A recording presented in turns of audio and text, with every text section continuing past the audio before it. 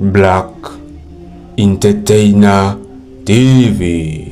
Amakuru novuga ko ari meza neza na neza hariya mu gihugu kibanyi cy'u Rwanda. Imyaka yaribaye 8 timu twita Urban Boyz itandukanye ku nduru zabaye nyinshi, ku migere ndetse yabaye mwinshi, aho habaye kuvurugana kugiye gutandukanye. Noneho umwe wese agahitamwo gufata inzira yiwe agenda ukwiwe. Uno musi hari ku musi wejo niho basubiye gukorana bahujwe na MTN iwacu na muzika, aho ubona baje gukora ibiteramo bigiye bitandukanye hariya. Rero bikaba byasubiye kubahuza, kandi ukabona ko inyuma yaho bagiye bavuga ko inyuma y'ibyo biteramo n'ibindi bishobora kugenda neza. Mwite Nizoka Bosi hamwe na Safi Madiba hamwe n'uwo bise Hambujizo. Rero ukabona ko bari abasore batatu bari bagize itsinda rya Urban Boyz. Ukabona ko uno musi bamaze kuba bamwe bigarukira mu gihugu cy'u Rwanda, aho ubona nka Safi Madiba yarasanzwe yibera hariya muri Canada, Hambujizo nawene akaba yarasanzwe aba hariya nyene. Rero ukabona ko ibintu ari byiza cyane, nka kwibutsa ko Nizoka Bosi wewe atigeze aba aja kure, aho wewe yarasanzwe yibereye ngaha nyene hafi. Rero je tugiye kubana mwa kino kiganiro ni Tracy the winner nk'ibisanzwe. Channel ni Black Entertainer TV. Make sure ko wakoze subscribe, ugakora like, comment hamwe na share kugira ngo tuzokomeze kubana no mu bindi biganiro vy'ahazaza. Reka nongere ndaguhe ikaze nanone we wahisemo gukurikirana Black Entertainer TV.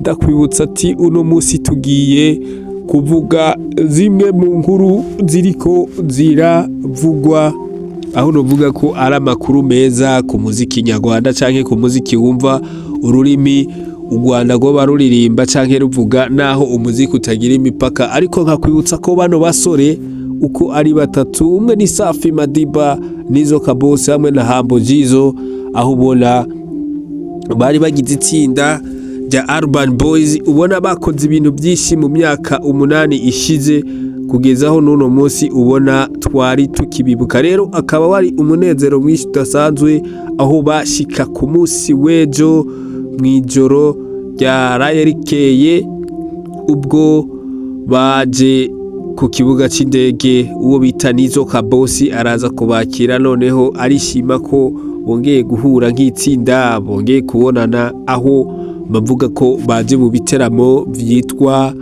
byateguwe na MTN iwacu na muzika.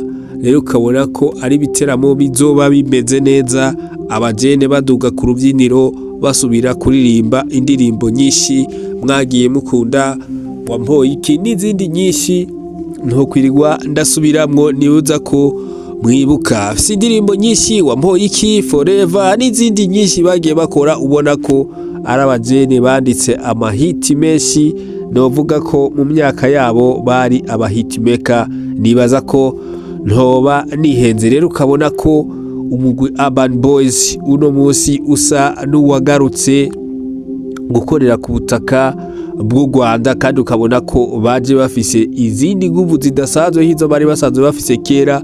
Ariko ukabona ko ari bamwe mu bajene baje biteguye neza cyane, nkaho ubona baje gukora ibyo bazi canke ibibarimo. Rero ukabona ko baje gukora biriya biteramo vya MTN iwacu na muzika, kandi ukabona ko ari bamwe mu bazoba biteguye. Ubona ko bafise n'imisi myinshi hariya yo gukora repetition. Ukabona ko ibintu bizoba bimeze neza bamaze kwishikira hariya ku rubyiniro, kandi ukabona ko Nizoka Bosi we yavuze ati niteka ridasanzwe, ndanishimye kuba subiye kubona abavandimwe, kuko hari haheze imyaka myinshi tutabonana tudahura, ariko uno musi ikaba Imana yabikoze twasubiye kubonana. Rero mwitege bishasha, mwitege umuziki mwiza nk'uko twari dusanzwe tubaha.